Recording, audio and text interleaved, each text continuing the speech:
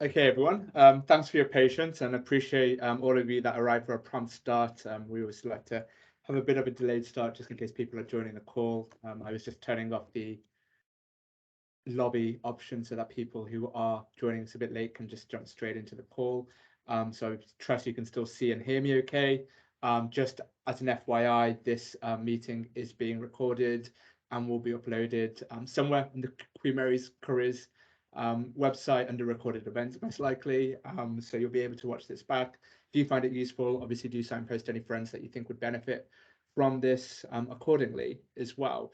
So let's get straight into it. I'm joined today by Jessica and Henry, who will have a bit of a platform to speak on a bit later, but it's be great for you just to quickly say hi and introduce yourself now. Hi, everyone. Thank you so much for having me today. I'm looking forward to speaking to you all. And yeah, hopefully we can help you in your job hunt.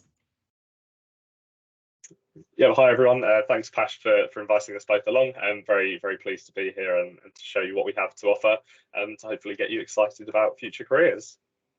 Thank you so much, guys. And anyone who's had an appointment with me or has been into one of my sessions knows how much I rave about these two platforms in particular. Having said that, I've never used it as a student, nor kind of operate it in and know it in a manner that Jessica and Henry would know these respective platforms. So I'm hoping we can all learn a bit about these platforms' true potential today, because Gradcracker is so much more than a jobs board. And I think Forage is just a brilliant platform to gain experience and maybe show a demonstrable interest in industries, and we'll be really talking about those within the context of that today. I might be stealing your limelight a bit as I kind of tee up these different platforms, but your insights and intimate knowledge of these platforms will definitely be beneficial for students.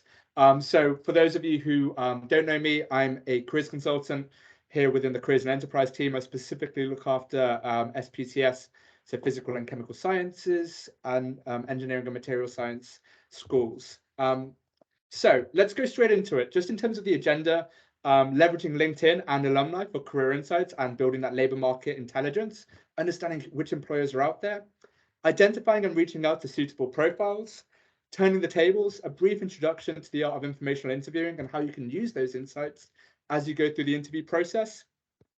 And of course, an introduction to online platforms, namely Forage and Gradcracker. I'll also be doing a bit of I'll also be kind of talking about LinkedIn Learning, and a bit of Bright Network as well as useful platforms for you. There's a few activities that require a bit of engagement. So I know there's a lot of us in the call today, which is great to see. Obviously, your mic and cams are disabled just for the purposes of kind of having this run as smoothly and efficiently as possible. But I do want your input and insights. So there are a few activities where I do ask for your engagement. And to contextualize kind of how we can use platforms, I want us to start with a bit of a scenario, okay?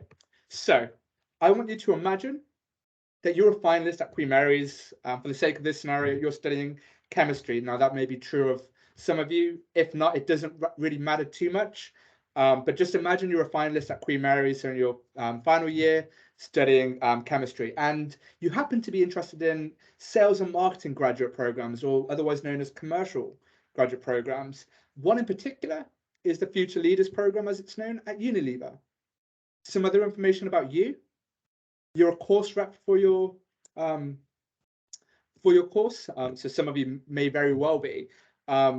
You're also a member of a academic related society here, the Chemistry Society, and you get involved in a few other kind of non-academic extracurriculars. Here, you happen to be a member of a volunteering society, Queen Mary's Rec Society, and your goal is to connect with individuals to develop an understanding of the role and the company. So what you're going to see on screen are 3 different profiles. Okay, these are all people that exist that I found on LinkedIn.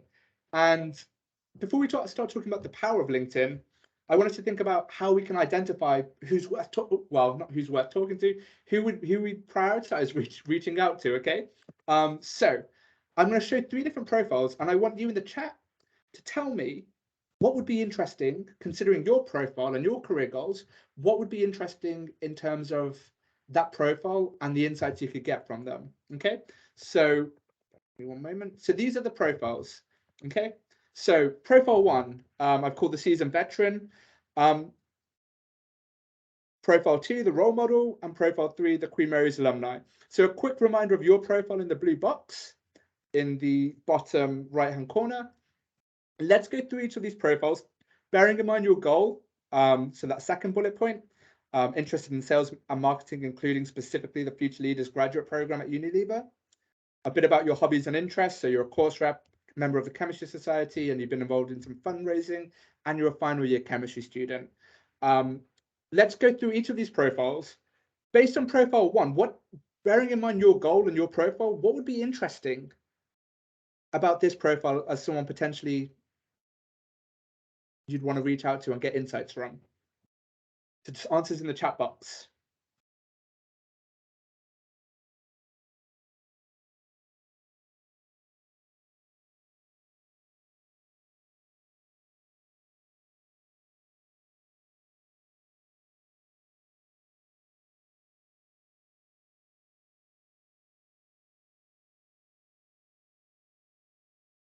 Ashton said, understanding the working environment at Unilever. Yeah, absolutely. Is there anything more specific within that, particularly at Unilever?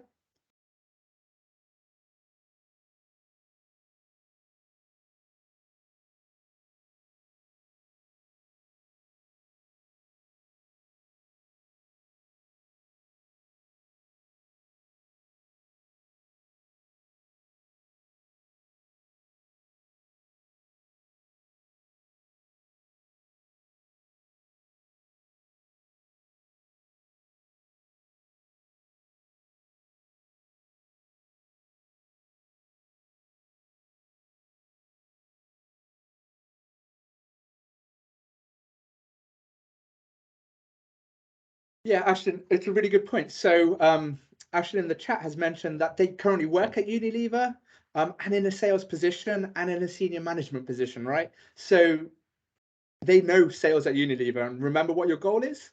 It's to break into a career in sales, and one of your ideal companies is Unilever. More importantly, they've progressed their career within Unilever from route to market manager all the way to head of field sales, right? So they know what progression and how to achieve success at a company like Unilever looks like. So that's one big thing we can infer from their profile, and is relevant in terms of the insights we could get from this individual. I think more generally, longer term, it seems like they're quite established within kind of sales, right? You know, going from field sales at Coca-Cola to account management at Mars. So they know this industry, right? They could potentially be a great mentor for someone who's looking to build a career in sales. Whether we'd reach out to them, maybe not. They seem to be quite senior in their career, a bit removed from where we are in terms of our immediate career goals, and maybe kind of wouldn't be able to see the relevance in terms of you reaching out. So let's move to profile 2. Let's look at this individual. What is it about their profile that would be of interest to you, bearing in mind your profile and your goal?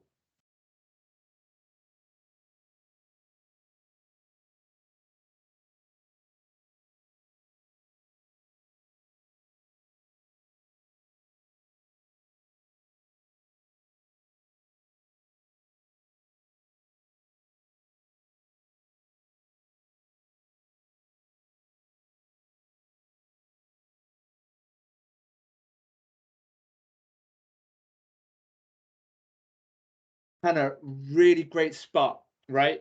So and it's really hidden into the small details. So in terms of their university activities and societies, well, they were involved in they were a course rep, you know, different courses, but they were a course rep. They were also involved in Kent's Raising and Giving Society. So there's similar activities there, right? So maybe a question you'd ask them was, how did you make those experiences relevant to, you know, what Unilever were looking for, and the type of questions they asked, and how you were able to leverage your involvement in these experiences. Marie, Blake, and Ashton, yeah, really good spot. So they're on the program you wish to apply for, and that's going to be really useful for the insights. Firstly, application hints and tips in terms of them having gone through it and you having to go through that exact same process.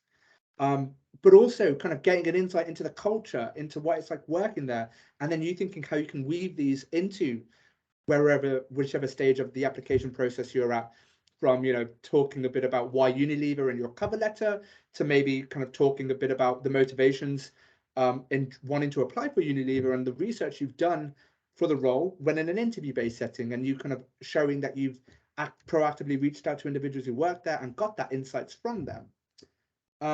What about the last profile? So the Queen Mary's alumni, what is interesting around their profile when bearing in mind your profile and your goals?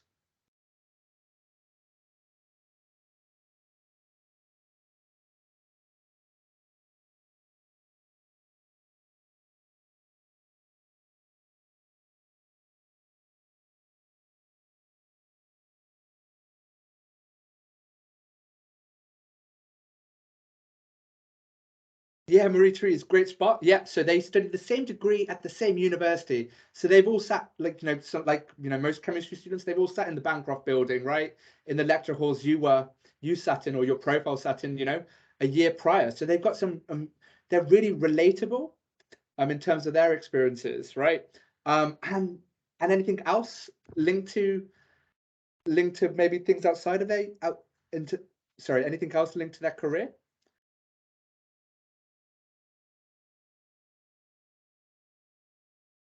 Yeah, the Moy, really good spot. So they're in a sales based career, not with Unilever, but are we only going to apply for one role? No, right? So this is our way of building up knowledge about other potential employers there. So if we were only looking at Unilever's, now we know that there's a really similar program in marketing sales as a graduate program at GSK, right? So now we've built up our knowledge of potentially one other graduate program that we may not have been aware of before that we'd probably also be interested in applying to.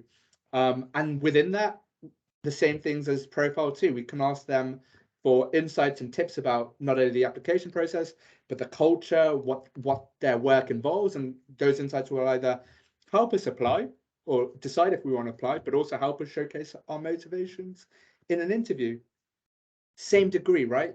And similar career goals. How did they leverage the things they acquired from their chemistry degree in terms of transferable skill set, and how were they able to showcase that motivation and passion for sales, perhaps not coming from a degree that's necessarily aligned to this, right? So those would have been some barriers or points they would have had to have addressed as they applied, you know, firstly at Stanley and then at GSK.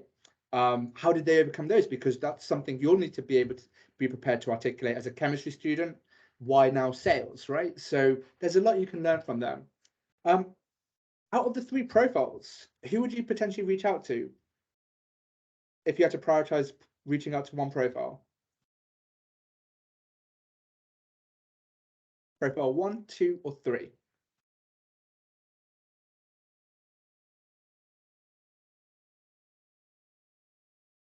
Yeah, so a lot of profile 3s and 2s, understandably so, rather than profile 1. So, you know, reaching out's always a bit daunting. It's all, you know, it's networking in a way. What we want to do is create an environment where the profile you're reaching out to, there's a lot of commonality there, there's a lot of relatability, and there's a lot of kind of like me, because those type of individuals will be the ones that are more likely to respond because they, you know, they were in your position. So whether that's profile 2 of someone applying, working in the exact opportunity in the company that you wish to apply for, or someone who's in the same degree, took part in the same type of societies as you. So I definitely prioritize 2 or 3 as well. Profile 1 seems like a really good insight to have, but for your more immediate goals, perhaps not someone that you'd want to be prioritize reaching out to, certainly not ahead of profiles 2 or 3. So with that in mind, I just wanted to create this little activity to help you contextualize the insights we can get from, you know, in this instance, LinkedIn, and leveraging, more importantly, alumni, you know, people that have sat in the same lecture theatres as you, studied the same degrees as you, working in the same companies as you, or as you wish to aspire to, and the type of insights you can get from them. So something for you to think about. And, you know, when it comes to alumni searches, you know, this is the search I ran to find these profiles, or certainly the third profile, and that was leveraging LinkedIn, LinkedIn's alumni tool, filtering by degree, filtering by kind of what they do. I wanted to find recent graduates, so I kind of limited the start and end year, And that's how I find alumni. But let me just kind of, what I also wanted to do was demo that live, because it's really simple, right? So alumni, I then I filtered by here. Imagine if it was Deloitte was the company I wish to pursue, filtered by chemistry, or whatever subject you may be choosing, filtered by recent graduates. And then I was able to see recent chemistry students, so same degree, same university, working in the company I wish to apply for, or maybe I'm in the interview process of. And that way I can reach out to these individuals, particularly if they're in the same department as the team I'm applying to, for example, and get those insights, right? So, you know, here, or before I reach out to them, maybe I just wish to look at what they've done, because if I'm early on into my time at university, I may not need to have that conversation until the point of applying, but just in terms of kind of doing a bit of casual stalking is probably the best, simplest way to put it. Figuring out, hey, I'm trying to be like you. What were the type of things you were doing during your time at university that I should also be aspiring to do? So here, okay, to end up in consulting, they did a bit of consulting work experience. So I'm immediately thinking, where can I acquire that experience? The student consultancy project, 360 degrees consulting as a student society. Or also, actually, I tutor at the moment, and it's good to know that those type of skills provide me with a transferable skill set I can use when applying for these type of roles. So just in terms of observing what they've done and implementing a few of those things, that's going to increase my success. Sarah's is a great example. She's now working at Accenture, and she was able to kind of, as a chemistry student, showcase her insight or motivations for this company through taking part in insights, leveraging some of the transferable skills acquired through things like a teaching assistant, tuition, and getting involved in, the student consultancy project. And that all helped in getting that role. So if I knew I was looking at a career in consulting, and I was a chemistry student, I'd look to someone like Sarah and think, okay, this is the type of things they did during their time at university. How I essentially want to replicate that as well. And go one step further, I want to have a conversation with them when I'm about to apply for Accenture, because they'd be a really useful insight and an individual to connect with. So I just want you to start thinking about how we can leverage alumni as a tool. So a very quick note on reaching out, once you've identified profiles, firstly, before reaching out, we can just utilize them in terms of thinking, okay, what were the type of things they were doing? And that really depends on how full and populated their LinkedIn profile is. Some will be quite bare, some will, list their societies, list their part-time work, list their volunteering. And that will be useful because those are the type of things we know will help us when we're applying, if we get involved in those things. But once we found those individuals, it's about reaching out, right? I'm not going to spend too long on this session. Some two really good short watches on building your network and using social media, and particularly LinkedIn, effectively, worth checking out. A very quick note, and this is more just so it's in the slide deck so you can access it afterwards. What's the formula for a successful invitation message? All of these points matter. All the 5 Ps: polite, professional, purposeful, personalized, and praiseful. And I just want to give you a quick example of what goes in the LinkedIn outreach. So again, let's imagine that same scenario, right? Clear introduction, but we want to make it concise. And there's things that might be quite relevant or things that don't need to be explained because they're easily inferable from your profile. So you don't need to talk about your degree. So anywhere where we can cut out superfluous information, let's do that, right? Clear introduction, a bit about the company and why that's of interest to you, and making it specific. And here they were interested in sales, so they made it specific to sales. They didn't just say been attracted to Unilever since attending a presentation. It's like, hey, they made it here really specific to sales by showcasing a bit of knowledge about kind of sales at Unilever specifically. They've showcased a bit of an aptitude for the role. And then most importantly, a clear call to action. So not, it would be great to hear from yourself. It would be, could we schedule a 20-minute meeting this week or next week? A clear call to action. But then bear in mind, for LinkedIn, we have a word limit, right? 300 characters. So that's what this could look like. A clear introduction, a bit of research in the company, and a clear call to action. So that's kind of essentially what a reach out message should involve, particularly if you do want to book in some time in the near future to speak with them, perhaps ahead of an application deadline or ahead of an interview you may have. So that's just an example of how we can use LinkedIn alumni to reach out to individuals where we can gain different and varied insights from. Now, there's of course the QM network as well. So look, networking, reaching out is a numbers game, right? We can't expect to hear back from everyone. So it is about sending as many, not as many as possible, but identifying as many profiles as you can, but you can't expect a response. That's why if there's lots of things you have in common, like the same university and the same degree, same type of societies, maybe even similar backgrounds culturally, for example, look into that. If you're from a particular community, see if there's relevant societies on LinkedIn, Filipinos in the UK, whatever that may be, and see if there's people working in those target organizations that you could perhaps connect with. But to increase the odds, right, we probably always want to prioritize targeting alumni first.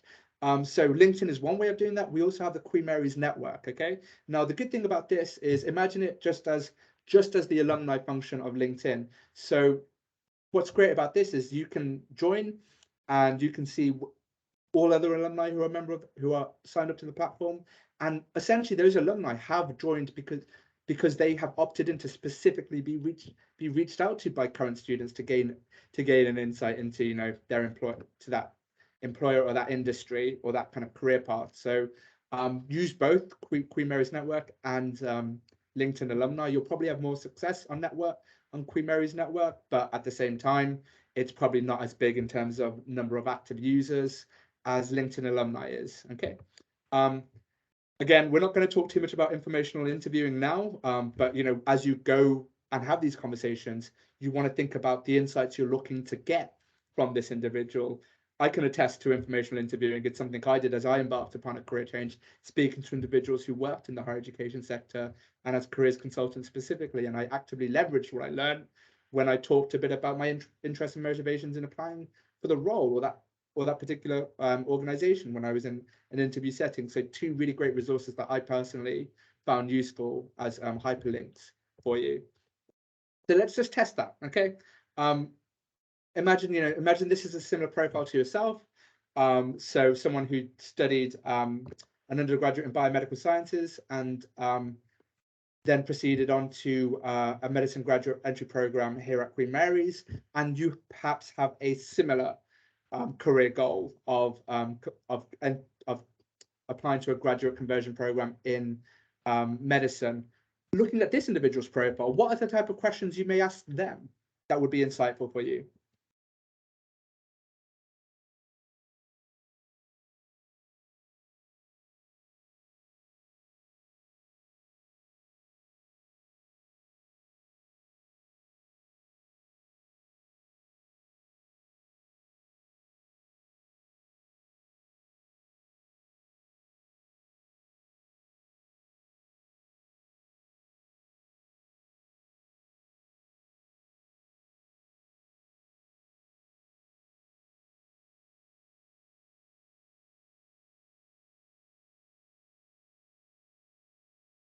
Ashton, really, really good question. Yeah. So how relevant and important was volunteering and having that kind of client and community facing experience in applying then for the medicine role? Really, really good point.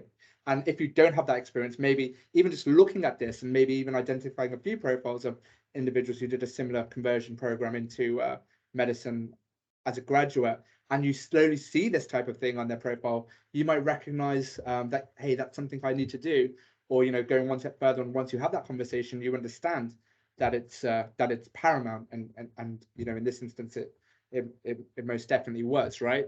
Again, yeah, Marie, really good point. How can I find these opportunities? You may not be aware of the platforms they use to identify these opportunities, right? So that both really, really good questions. And of course, just other experiences in applying. Did you find it easier to apply for BART being a Queen Mary's student than you did other medical schools, for example? So there's so much you could potentially infer, right? So yeah, that's just again the value of firstly just looking at profiles of people who've embarked on the same path you want to embark on and what you can infer from that, but also thinking about the types of questions you could ask them and how that could help you not only inform what you do next, but also help you tell you what you need to do next. I won't keep repeating this, but just another example. Hey, how did you as a chemistry student leverage, your experience working just in a society to help you land at a graduate program at Accenture, for example? Again, I won't labor over this too much, or was there anything else that, how as you as a chemistry student who only had experience, in chemistry and in the lab, how did you make that relevant when applying for Accenture? So those could all be questions you might want us to ask. So profiles of alumni can be great in terms of helping us understand what we need to do. And hey, it's clear with those Accenture profiles we looked at, it doesn't really matter what your experience was, as long as you were doing things outside of your degree. That's what seems to matter for Accenture, right? And obviously it's probably incumbent on you to talk about the transferability of this. So we can learn a lot from just observing, but also by asking. Again, okay, I'm not going to reinforce it. So a bit about where we are so far, leveraging LinkedIn and alumni for careers insights, identifying and reaching out to C-double profiles, and turning the tables. An introduction to the art of informational interviewing, that's more FYI. I'm going to be handing over to Henry and Jessica shortly. But just to set that up, I want to help you understand why it's so important to leverage these platforms. Now, as well as online platforms, there's of course in-person events. Some of you may be aware and have attended the careers fair 2 weeks ago, where we had over 80 employers on campus. There's a reason these employers are on campus now. This is when the majority of them are actively recruiting for their graduate programs, their placement programs, their summer internships. This is why we're running these sessions now, because we want you to actively be thinking about them. And employers want Queen Mary students. I know for the last at least 5 years, if not longer, Queen Mary's has been one of the top 20 most targeted universities by the Times Top 100 graduate employers for a number of years running now. So it's worth going to these events to build knowledge of employers, but in the same way, we can also leverage online platforms. So let's imagine I'm a biomedical sciences student, and I want to understand what medical device companies, sorry, not biomedical sciences, let's imagine I'm biomedical engineering, right? What companies are out there? Well, one thing I can do, once I understand one or two companies, and there's maybe ones that alumni have gone to through conducting those alumni searches, or that you've seen are actively advertising on platforms like Gradcracker, it's simply a case of type that company in and you'll see their opportunities. But hey, there's also people also viewed, and you'll see similar companies, right?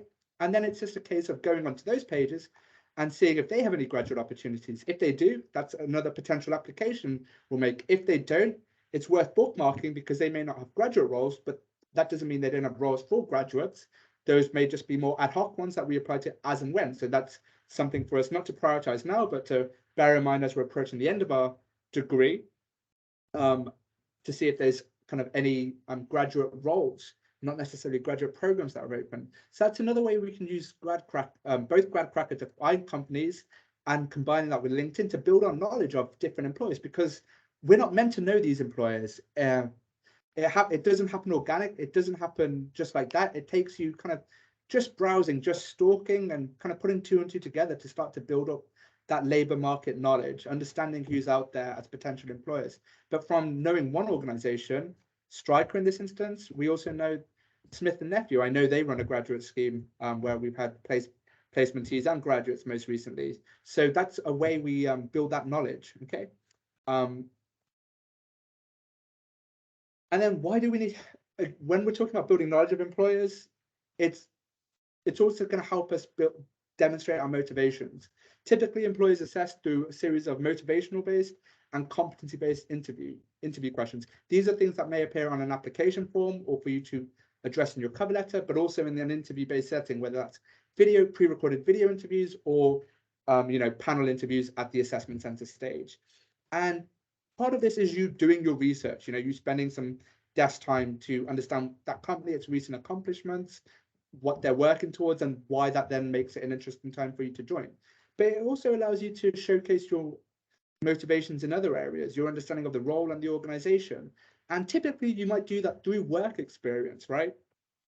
And that can showcase your interest and passion in a field related to your degree by showcasing your motivation to gain further insight outside of the curriculum, or showcase your interest and passion in a field unrelated to your degree, which arguably you'll need to do to be able to explain, hey, why as a chemistry student do you now want to work in sales, and what can you show to know that that's the right choice for, in terms of demonstrable experience, to reinforce that, right?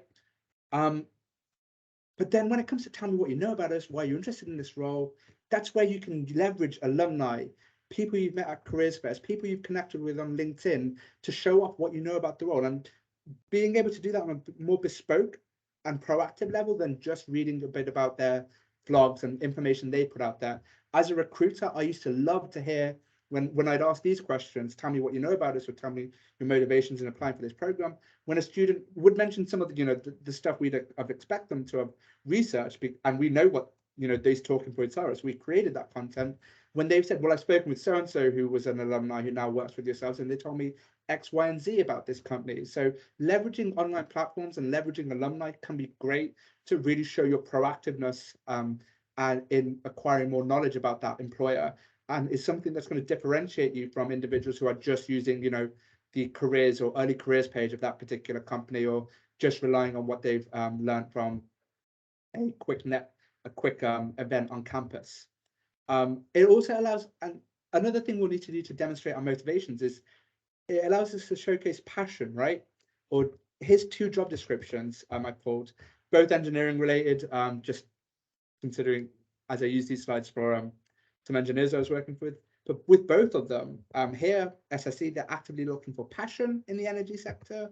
With Mercedes-AMG, they're looking for involvement in motorsport, in this industry outside of normal studies, right? So we know we need to be able to do these things outside of our degree to demonstrate that motivation, because a passion or an interest is often shown by the things we do related to that career outside of our degree. In a similar way, if you're trying to break out into an industry unrelated to your degree, let's say finance, consulting, and you come from a STEM background, right? You want to acquire those experiences that show that you've been proactive in and self-motivated in acquiring that insight, and therefore you're kind of able to reaffirm your motivations. Let's take this student, for example. They studied mechanical engineering. They then went to a few different, it says interns, but they were insight days or insight weeks. They attended these in banking, and it was from that they actually realized they didn't like banking. They then did a consulting experience with Deloitte. And when applying for the full-time role, they were probably able to articulate that career narrative of, hey, having experienced this industry and this industry, I've realized, that this industry speaks to me more so for whatever reasons. And they were able to demonstrate that motivation for one industry over another. And essentially, we can do the same thing using online platforms, right? So thinking about Bright Network, they regularly run an internship experience in these industries. And I don't want to steal the limelight here, but let's imagine that engineering job description, so that SSE role we just saw, where they're looking for that passion and interest in energy and engineering. Well, hey, we could use, I'm sorry to steal your limelight here, Henry, although I know you'll be able to speak on it much more articulate than me. We can use an online platform like Forage to filter by career interest and do 2 or 3 of these short courses that then show that proactive interest and that self-motivation to explore this area outside of our degree, if engineering was an area we were wishing to pursue. Similarly, as we build upon knowledge of the key skills required in a particular role or industry, as we read job descriptions and see the same types of responsibilities over and over again in terms of tools you'll be using and things you'll be doing, that might then lead us to acquire that skill set or develop that proficiency outside of our degrees. So if I was an engineering student and my CV is a little bare, doing 2 of these online courses coupled with identifying that, hey, I really want to go into research and design. I know computer-aided design is a key skill. Yes, I've got a bit of that in my degree, but I want to show that's proactive interest, i.e. be embracing this learning outside of my degree. Well, I've got free access to LinkedIn Learning as a Queen Mary student. Why didn't I do a SolidWorks course? And these are, these are all certified, and already my CV is in a much stronger position. In the same way, if we're trying to break into an industry unrelated to ours, such as we saw with Sarah going into consulting, right? Let's imagine PwC was our target employer, but we're coming from that as a chemistry student. What could we do to demonstrate our motivations? Online courses. So again, through LinkedIn Learning, identifying relevant courses based on the skills we know are ubiquitous and required in that industry. If it was banking, that could easily be a financial modeling course or an advanced Excel course, coupled with filtering by the appropriate career interest on Forage and completing a few of those virtual work experiences. And, you know, between 5 to 6 hours for a virtual work experience and maybe a 5 to 10 hour course on LinkedIn, 15 hours, we could probably build that into the next week. We're already in a stronger position to demonstrate our motivations and how we've been proactive in developing an insight and interest in that particular industry or with a particular employer. So these are just a range of ways we can use online platforms for career success, from developing insights, building labor market intelligence, all the way through to demonstrating motivations. So this is just a few more. So with that in mind, I want to hand over, I think it will quite nicely kind of complement Henry if we go over to you. I'll stop sharing my screen. You should be able to control the screen yourself. Perfect. Yeah, I'll just pull up my slides now, and thanks very much for that introduction. I'll try very hard to not repeat anything that's already been said in the content that you've gone through, and hopefully you can see my slides. Pash, could you give us a nod if you can? Perfect. Wonderful. So yeah, I'm Henry. I'm one of the education partnerships managers here at Forage, and I'm in quite a fortunate position to be able to talk to sort of the benefits of Forage from a student perspective. I used Forage when I was at university as a student a few years ago, so have that sort of unique insight that a lot of people at the company don't have, which is really great, and to be able to talk to sort of how it benefited me as a student back in the day as well.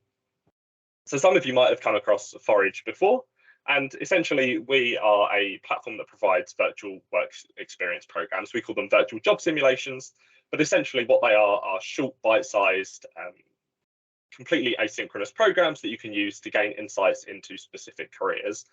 And really there are three sort of areas that we're trying to focus on with these. So the first one is the career discovery element. You know, we want to be able to give you a completely open access opportunity to every single career that's out there. And that's obviously the goal of where we want the course catalogue to get to. And so all of the programs that we create are completely open access. There's no application required to get accepted onto any of them. You can go on and, you know, enroll in all 200 if you wanted to, and you probably wouldn't get around to completing them all, but just to sort of demonstrate the accessibility of those and the fact that there's absolutely sort of no competition, and really they exist to give you those insights. And ultimately what we want to be able to do with that is allow you to make really informed decisions about your careers.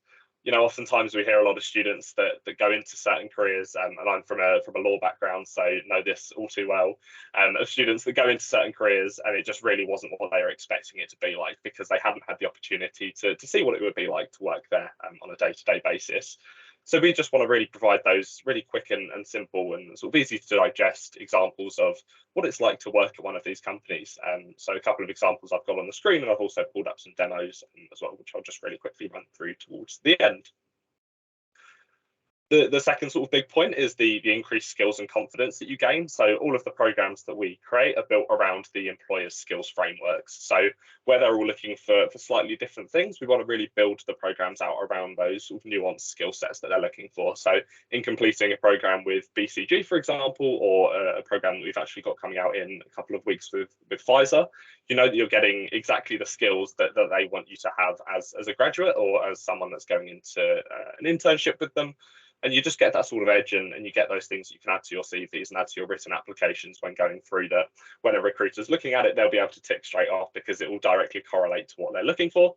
And also the confidence point, and Pash mentioned this earlier about sort of having that authentic motivation for the careers and being able to talk to that. We know that the most difficult questions that often come up in interviews are around the motivation. You know, why do you want to work in this specific industry? Why do you want to work at this specific company? And if you can turn around in an interview with BCG or Pfizer or McKesson or whoever you complete a program with and say, oh, I completed your virtual program, went through tasks on X, Y, and Z and really enjoyed them for these reasons, it provides you with that really authentic way of telling your story and your journey, essentially, of how you got to applying there. And then the third point is that ultimately, and this is always the one that the students sort of care the most about, which is completely understandable, is that the programs do lead to better employability outcomes. So we collect some hiring data from the companies that we work with, because really we want to see, are students that are going through our programs becoming more employable at the end of it? Are they becoming more attractive to employers? And thankfully the answer is yes. If it was no, then it probably wouldn't be on this slide deck. So if you do complete one of our programs, you're actually 2 times more likely to get advanced to the interview stage with that employer. And then you're actually 5.2 times more likely to receive an offer from them. So it shows that they're really putting a lot of weight on these programs, because again, they can see the dedication that you've put in. You've put the time in around your studies, which I'm sure you're all very busy with, assignments, lectures, exams and things. And they really appreciate that you've put the time in to sort of explore them as a brand, but also to build up your skill sets to make you a suitable hire, because ultimately they don't want to be in a position where they're hiring a load of graduates and they've got to retrain at some of the skills that they thought they would have. So they know that you're coming to them pretty much as work ready as you can be, which is obviously great for you and also great for them, which is why they look sort of more favourably upon Forage candidates. And then the last point on here is the one that I'm always the most excited to see when the stats get updated, is how likely are the students to actually accept those offers. And this really goes to that point about enabling you to make really informed decisions about your career. So you're actually nearly 5 times more likely to accept the offer that you get from an employer. And when we sort of interview students, a lot of the reasons for them rejecting those offers is, I've had time to think about it and it's not the career for me. I've realised that it's not what I thought it was and I don't want to necessarily go down that route. But this really shows that the students that go through our programs, and hopefully you, if you choose to go through one of our programs after this call, is that you're really able to make those informed decisions and you get an idea of what it's like to work there, because all of the programs that we put together are really built trying to mimic what it's like to work there for a day. So the types of tasks you'd be expected to do as a graduate in whichever team you complete the program with. And I'll just switch over and hopefully, I don't think it's changed the screen sharing over, one sec.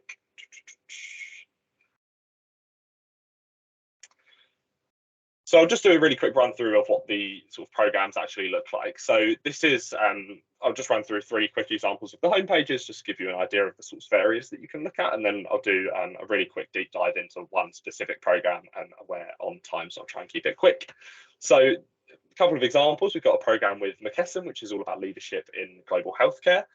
We've also got programs that are obviously completely unrelated to the sciences, if you're looking to go into different careers. So this is one with Accenture, which I saw that one of the LinkedIn profiles that Pat shared, someone is currently working there in one of their tech roles.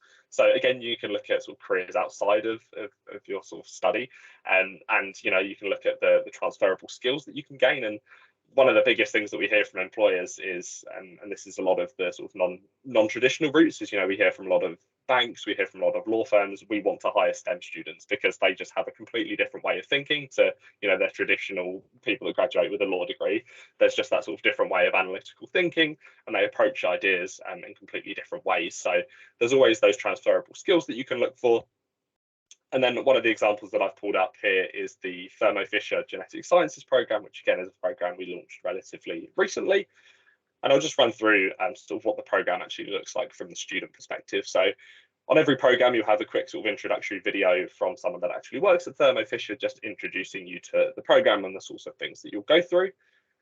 And then some of the benefits here. So Thermo Fisher will be able to see your profile on Forage. They can look at the work you're doing and they can look at the feedback that you leave. So they can ultimately look on here and advance you through their application process, right through the application stage, right through to interviews. You're able to leverage the experience in those interviews, and you're also able to do it in your own time. So while they're relatively bite-sized, on average, the programs are about 4 to 6 hours long. You can spread that out however you would like to, and the programs never actually expire. So if you were to enroll in a program today, which hopefully many of you do after this, there's nothing to say that you can't leave it until January and complete it if you're very busy up until then. And you can do half an hour a day for a couple of weeks if you've got work and uni and things on. So you can be completely flexible with that. And then oftentimes the employers actually prioritise your application throughout the process if you've completed one of our programs as well. And then just here we've got the 2 tasks that the program split up into. And these black boxes here are essentially the key skills that Thermo Fisher have picked out that you'll gain on the programs. So these are the ones that you can refer to on your written applications. They're the ones that you can refer to on your LinkedIn profile, on your CV, and they're just nice to have as really sort of demonstrating the experiences that you've gained through the program, and also you'll be able to better talk to your motivations for wanting to work there if you do go on to apply for a role at Thermo Fisher, for example. And then here's a quick run through of what one of the tasks actually looks like. So all of the tasks start off with an introductory video, and these videos are again from someone that actually works at the company, and essentially they act as your virtual supervisor. So they'll set a bit of background information to the task, so sort of setting the scenario, and then also ask what they're expecting from you at the end. There's some sort of more information here, which I won't even attempt to pretend that I know what any of it means, coming from a law background, but hopefully it might make a bit more sense to some of you on this call at the moment. And then at the bottom here, we've got where you submit the work. And the way that the feedback model works on Forage is that once you submit your work, you get access to an example answer. And the example answers, again, are completed by graduates at Thermo Fisher. And it just gives you something to compare to. We don't want to provide you with a number grade at the end of it. That's sort of not why we exist. We want it to be a really sort of safe environment for you to try out these careers where you don't feel like you're being sort of judged on the work that you're doing. So you just get a model answer. You can, compare yours. Okay, I've done really well here, but I can change a couple of bits around. And you can make those changes, and you can resubmit as many times as you like. So when you resubmit, if you opt in to letting Thermo Fisher see your submissions, which you have sort of ultimate choice over, they'll only see your most recent submission. And quite a lot of the time, we see that these employers actually then reach out to students based on the work and the feedback that they leave. They can invite you along to some of their in-person events. A lot of employers now run sort of Forager-only events, which is really cool to see. So you can actually really sort of translate this then into that in-person work experience as well, just by virtue of you having completed one of these programs. And then just to quickly wrap up, aware that I've run a couple of minutes over, you also get a certificate at the end of the programs. Yours will have your name on it, and it'll also have the name of our Thermo Fisher contact at the bottom. This is just a demo one that I've pulled up really quickly. And this is something that you can share on your LinkedIn. You can add it to your CV. And we actually provide you with a guidance document, again, when you complete the program. And that runs through, best practices for sharing this experience. So how to really leverage the experiences going forwards, how to make the most out of your time on Forage. And hopefully that's been a very useful whistle-stop tour of the platform. And I can't actually see the chat box. So if any questions do come in, Pash, you might have to let me know. Yeah, I'll happily pass back over. No questions just yet, but if you keep questions coming in the chat box, we can kind of cover all of these questions, both Jessica and Henry, at the end of the session. Jessica, I'd like to hand over to you now. Thank you. Thanks, Pash. And thank you, Henry, for the insight as well. So hi, everyone. Thank you so much for letting me speak to you all this afternoon. A bit like Henry, I'm going to give you kind of a quick whistle-stop tour of Gradcracker, hopefully give you some hints and tips along the way on how to use Gradcracker so you can become a successful job hunter. I'm more than happy to answer questions as well. I am a little bit conscious of time because I do need to disappear pretty sharply at 1:45, but I'm happy to give my email address out at the end as well if anyone's got any questions. So I'm going to screen share. It still makes me nervous screen sharing that I'm obviously going to hang up on you all or disappear. So bear with me 1 second, and then hopefully you can now see Gradcracker. Pash, just going to check if you can see Gradcracker. Yes, fantastic, thank you. Okay, so just to do a quick introduction then. So my name is Jessica. I am marketing director here at Gradcracker. I've worked at Gradcracker for many, many years now, so nearly 12 years, and I am so proud of the Gradcracker website. It's a fantastic resource. You all should be familiar with to really discover where your degree can take you. So I always say to students, and I think Pash even mentions it as well, we are more than just a jobs board. We have got so many resources within Gradcracker that can help you really discover where your degree can take you. So whether you are sat there now thinking, Jess, I have no idea what I want to do next, I have no idea what options are out there to me, or you sat there thinking, actually, I've got a bit of an idea of what company on what industry sector I want to work in, then Gradcracker can help you. I also say to students, no matter what year you're in, so whether you're a first year student or in your final year or you've already graduated, again, you should be using Gradcracker to really discover the opportunities that are out there to you and the opportunities you can apply into straight away. So first things first, Gradcracker is the UK's careers website for STEM students. So how we work as a business, employers actually pay to advertise on Gradcracker, and they pay to have a space of what we call a company hub. So a company hub is essentially like their own little mini website within Gradcracker. So as we were talking a bit earlier about researching and understanding the organisations before you rush off to apply, this is why we've created these spaces as well. So you can really start to understand exactly what that company does. Things like, you know, what's the culture like of that organisation? What kind of people do they recruit? What's the working environment like? All things you need to know before you make the decision, is this company the right company for me? Okay, so first thing, I'm going to try and quickly show you around the site as if I was a student, and some kind of key features I really would recommend you all to start using. So first thing, when you come onto Gradcracker, you can see instantly the amount of opportunities, the employers, graduate roles, placements, and everything on the site. But one of the first things I'd actually recommend you to start doing is actually to register on Gradcracker. So you don't actually have to be registered to use the site. You can see all of the employers, all of the opportunities without being registered.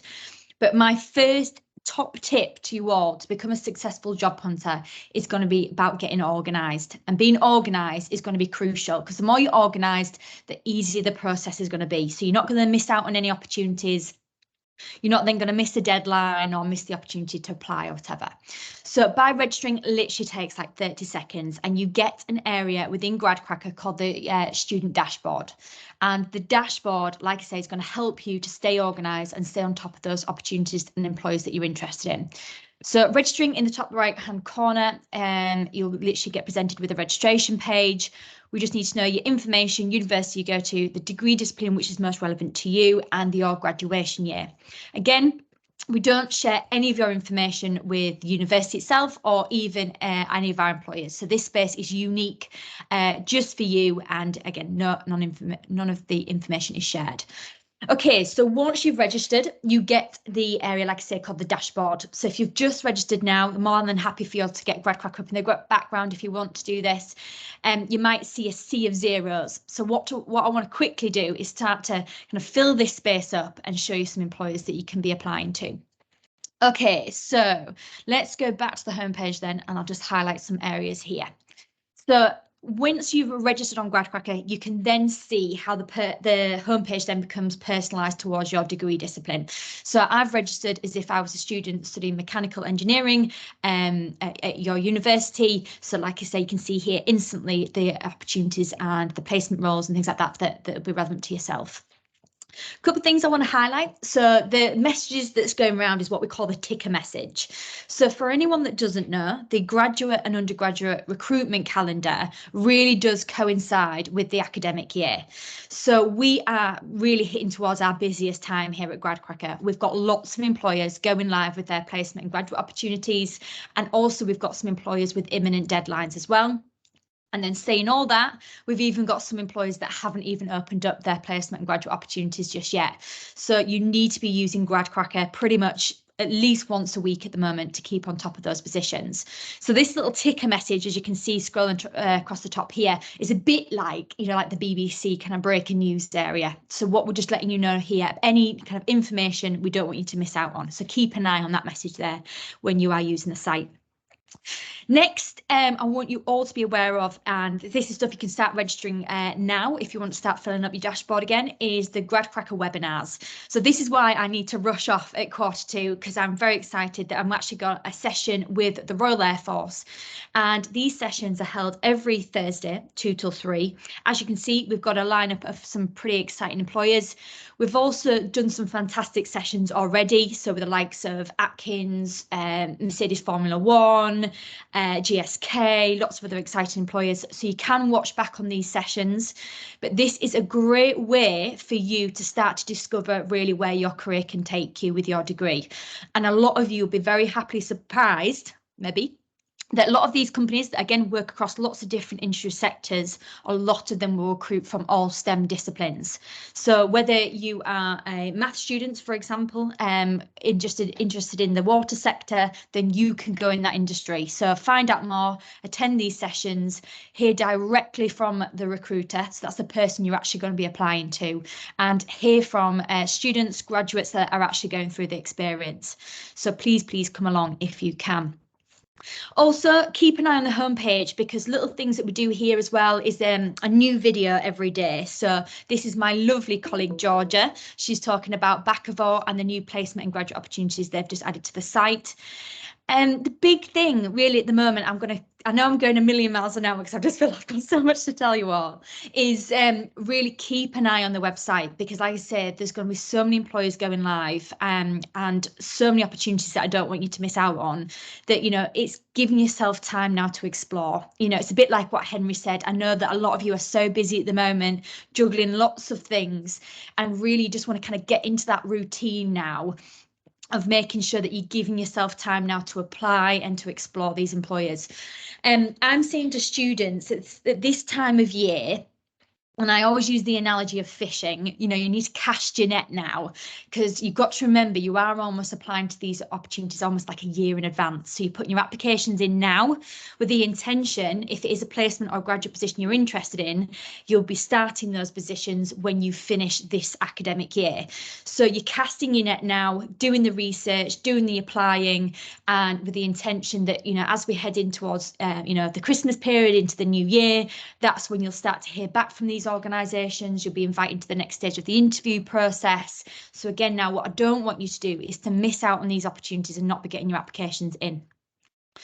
Okay, so let's quickly jump into the search then. Again, a bit like Pash said, imagine you are studying this particular discipline. It could be different for yourself. So again, if you want to get Gradcracker up in the background, that's absolutely fine. But I'll select mechanical and I'll select placements as well.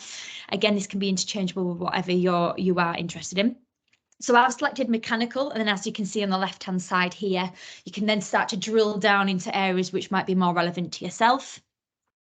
Also, then you can search graduate jobs or placements. Now I've selected placements just to highlight the different types of placements you can find on Gradcracker. I've got a habit of just kind of using that as an umbrella term. I know quite a lot of universities use it interchangeable with, you know, year in industry or internships. So just to stress, yes, you can definitely find all those positions on Gradcracker, as well as the graduate opportunities as well. So for the sake of the recording, if you are even a first year student watching this, yes, you can be getting work experience whilst at university. So have a look at these positions.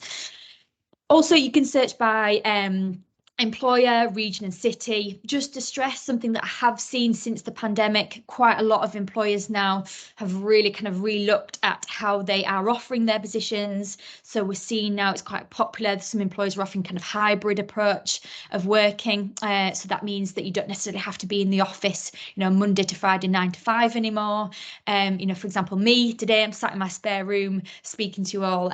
So you know, employers are still embracing that. So again, think about that when you are, you know, thinking about location. I can't stress enough, please do be flexible on location if you can. Lots of employers can help in terms of relocation packages and things like that. So don't just think about the area you're in. Again, especially with these opportunities, a lot of these companies are, you know, project based. Again, that could mean that it's not just, you know, national travel, it could be international travel as well that they're wanting you to get involved in. So think about that if you can. Also, how we can order your results. So by default, it will be by discipline relevance, but just some things to bear in mind. So you can order it by lots of different things. So things like deadline. So that's a great way to maybe even prioritize some of these applications, because as you can see, you've got some fantastic companies closing out today, for example. So you can see Bentley Motors here with some imminent deadlines, BlackRock and lots of others. So you might want to think, right, I'm going to prioritize these applications first, so you don't miss out. Also, again, just for the sake of the recording, you can also manipulate search, so it's great ascending or descending. So for example, any students that may be thinking about doing a master's qualification, you might think, okay, well, what employers are looking for those kind of qualifications, and again, what opportunities you know, will that take me in? So you might want to think about that, and then things like start date as well if you're looking to start at a particular time. Okay, so we'll keep it discipline relevance for now. So that basically means we'll just show you the most relevant opportunities at the top of the search. So to me, this is the exciting time. This is the time where I want you to spend as much time as you can kind of going through the search, you know, even get right through to say page 10 or whatever it is, and look at every single opportunity. So I don't want you to be led by the job title. Don't look at the job title as such. You know, again, as I mentioned earlier, lots of these companies will recruit from all STEM disciplines. So keep an open mind when you're going through the search. Yes, look at the job title, but also look at the employer, look at the industry they're working in and think, right, is this a company I can imagine myself working for? You know, whether it be finance, automotive, you know, manufacturing, whatever it may be. So as you start to scroll through, you can see already just within a couple of scrolls, we've got defence, we've got research, we've got automotive manufacturing, lots of different companies, lots of different organisations. So once you come across an employer, an opportunity that you're interested in, typically you'll actually click on the job description. That'll take you straight into the job description. But for the sake of the presentation, I'm actually going to click the company logo because it just takes you into what we call the company hub homepage. It's a nice place to start. So as I mentioned earlier, every employer gets what we call a company hub. And as I mentioned as well, this is pretty much like their own little website within Gradcracker. So we have worked with every single one of our employers to create this space and to make sure that we can give you information that you need to know so you can put a successful application together. So as I mentioned earlier, I always say there's two types of research. There's researching the organisation, but also researching to make sure that you can be their ideal candidate as well. So you've got all their skills and qualities that they're looking for. So everyone, whether it be myself, whether it be the actual employer, you know, whether it be PASH, the career service here at the university, everyone's going to keep telling you, you must be putting tailored and targeted applications together. Now, the only way you're going to do that is if you research, because if you research, you think, yes, I love this employer. I'm really excited what they have to offer, what they do. You know, I can imagine myself working there. You know, they offer, you know, really great opportunities. That's going to come across in the application. And again, we were talking earlier about passion, and passion is so crucial, so crucial. So many employers talk about it. When we do our weekly webinars, nearly 9 times out of 10, one of their big top tips the recruiter will always say is you must become, you know, must come across passionate, interested, motivated, and willing to work in that industry, you know, and that desire to work in that industry as well. Okay, so imagine we like this employer, we like this company, I'm excited, I think, yes, I want to apply to them. A couple of things I'd definitely recommend you to do first is to follow that organisation. So by following a company on Gradcracker, basically means you're kind of favoriting that organisation. And what that means is we can then alert you about any new opportunities that they have. So for example, BMW is actually my client here at Gradcracker. I look after them and their account here at Gradcracker. So I know it's quite common that they will reopen some of their placement opportunities and sometimes their graduate roles in the new year. So what you can do is you can say, right, Gradcracker, just alert me about, say, their placement opportunities or just alert me about their graduate roles. So if they've got any new opportunities in the future, you can be the first to know about it. So you can be the first to get your applications in. Brilliant. So we're following this employer now. Again, that's another little area in your dashboard that we've got a tick against. So we're filling it up now, which is great. Okay, so let's start to have a look at some of the opportunities that you can be applying to. So again, I'm picking these opportunities at random. It'll be very interchangeable with the employer and the opportunities that you are interested in. Okay, so let's look at Rolls-Royce Motor Cars. Let's look at this particular opportunity. As I've mentioned, the design of a company hub will be very, very similar, so it's fine.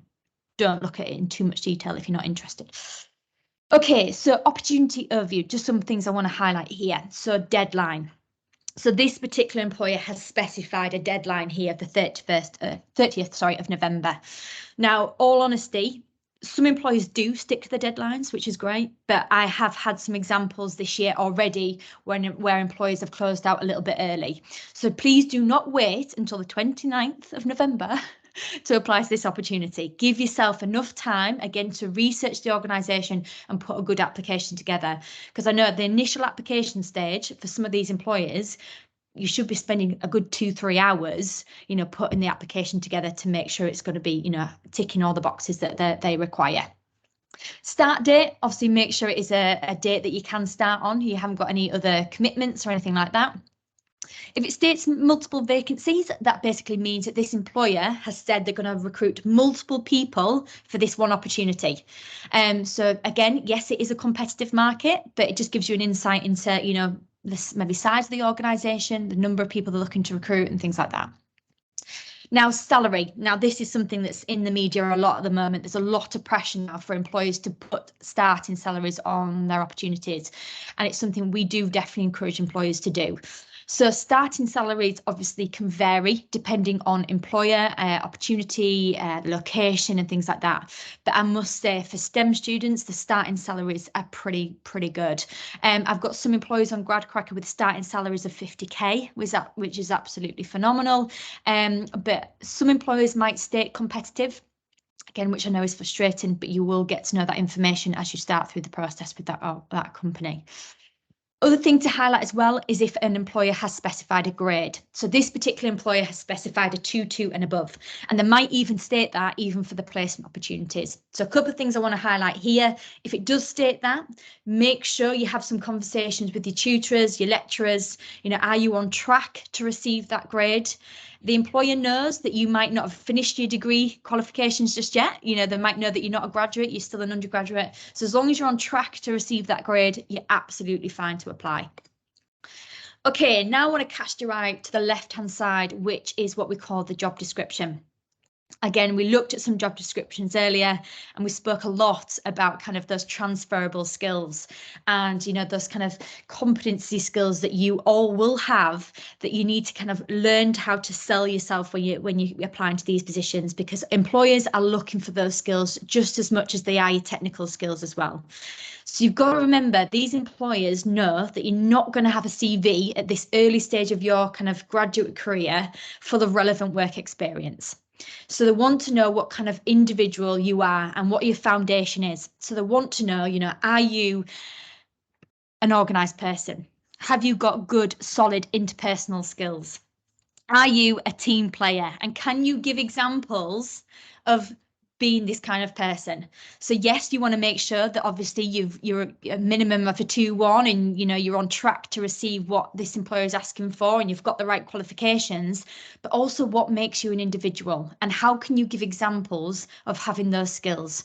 So earlier we talked about extracurricular activities and things like that. So please do make sure you're mentioning that when you're applying, because that's the kind of thing the employers want to know about. Okay, last but not least, what I definitely want you all to do when you're thinking, right, I like this employer, is to save the opportunity to your shortlist. So by saving the opportunity to your shortlist, it means you can always refer back to the job description. Another classic problem is that students will do, they might say apply to this opportunity now. As we can see, they've got the deadline of the November the 30th with BMW. BMW might not come back to you straight away. It could be early December, mid-December, even in the new year that you actually hear back regarding your application. In that time, you might have applied to multiple opportunities. So you want to get organised. So save the jobs to the job description, to your shortlist, so it means you can always refer back to it.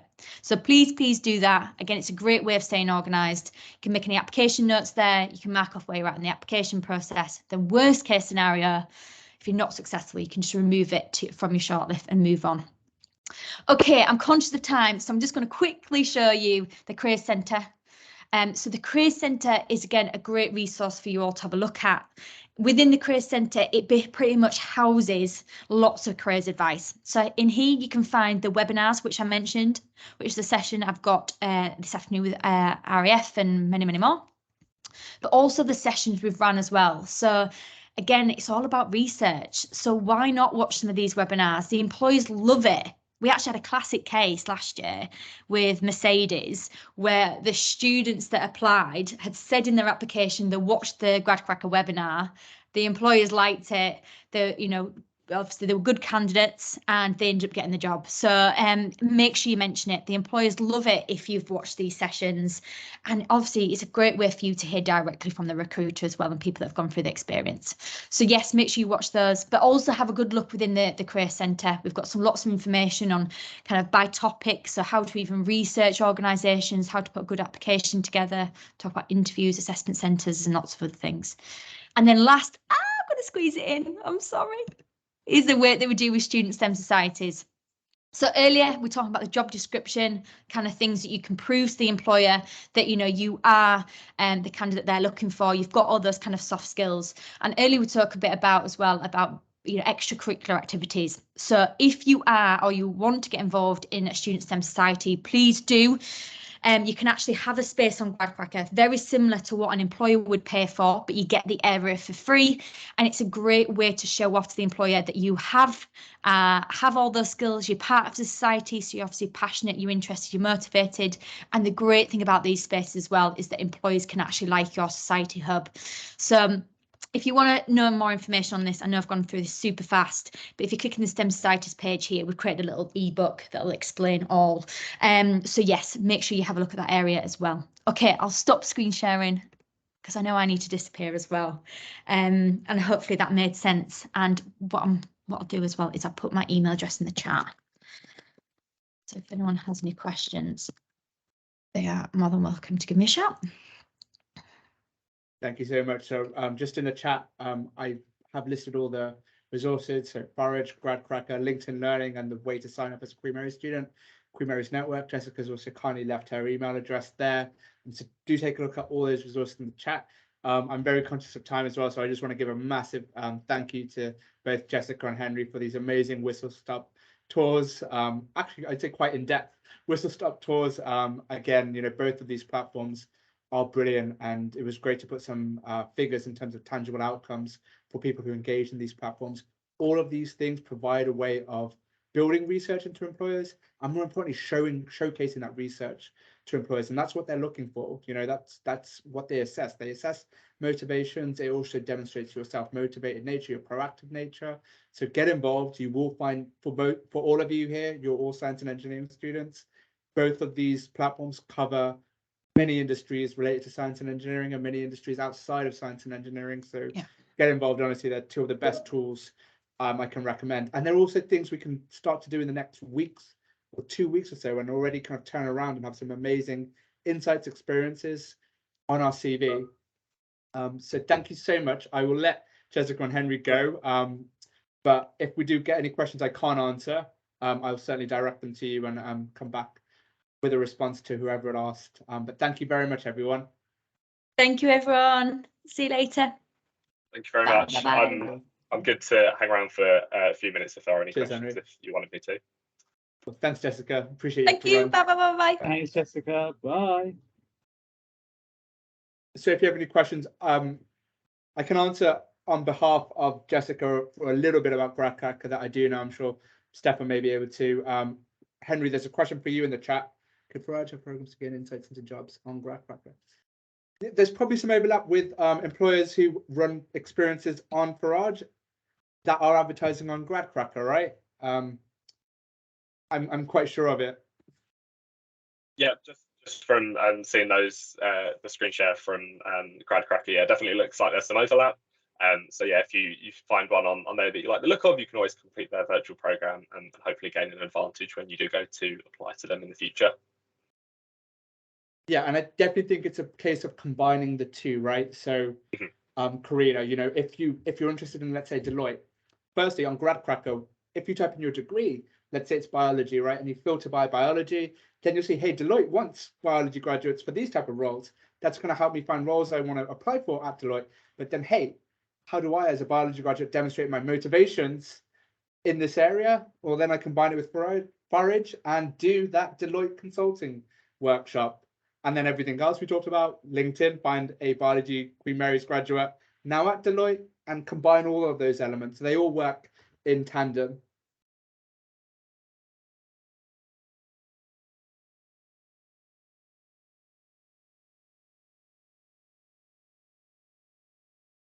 Okay, I think that's it. I'm not seeing any people typing in the chat or any of the questions, but any of the questions, I'll monitor the chat as they come in. I'll see if I can answer on Jessica and Henry's behalf first. If I don't know, we'll come back to you with the answer. Otherwise, so higher. Yeah, it's a really good point. A bit removed from kind of the topic of the session, but absolutely. So when we look at job descriptions, as you spend time on Gradcracker and absorbing job descriptions, they'll be asking for things like self-motivation. We're looking for self-motivated or driven or ambitious individuals. And often those are kind of hard things to demonstrate through our degree. You know, arguably if you're on track for a first, you might show that you're kind of ambitious and driven, but oftentimes with the competencies and skills, they're demonstrated by the things we do outside of our degree. And ideally, you want to talk about your extracurriculars because those are going to help you stand out. So, you know, let's say if it was sports, that's already going to show me quite a lot about you. Firstly, time management and you balancing training and match commitments alongside your degree. It's going to show self-motivation and proactivity in terms of you doing those things in the first place, where, you know, it's not a prerequisite of your degree. Depending on the sport itself and your achievements within that, potentially demonstrating being goal-orientated and target-orientated. So yeah, those things say a lot about you, absolutely. Rashad, how likely is it a first year to get an internship in the summer?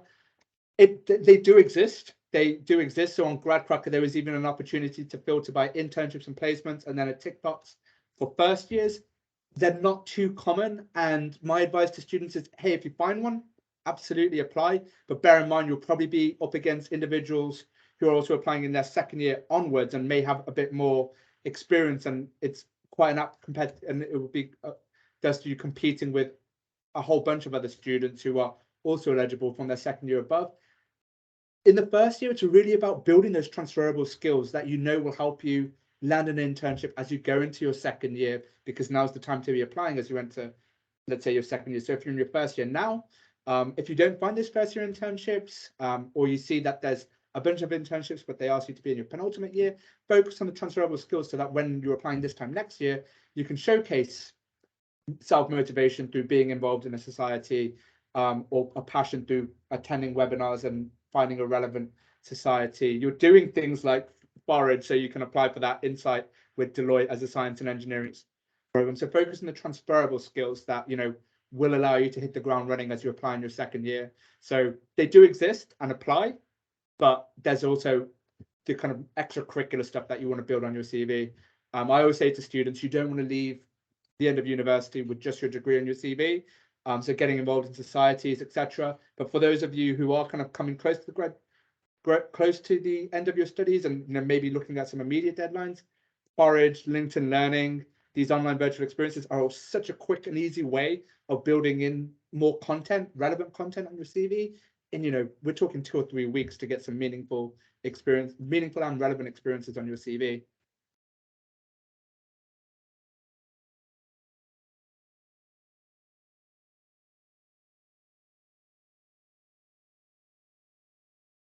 Okay, everyone, I think those are all the questions. So thank you very much. And a massive thank you to Henry once again and Stefan for facilitating these introductions to 2 really, really great speakers. I learned so much about the platforms myself too. Thank you both very much. Bye. Cheers, Pash. Well done, mate. Bye.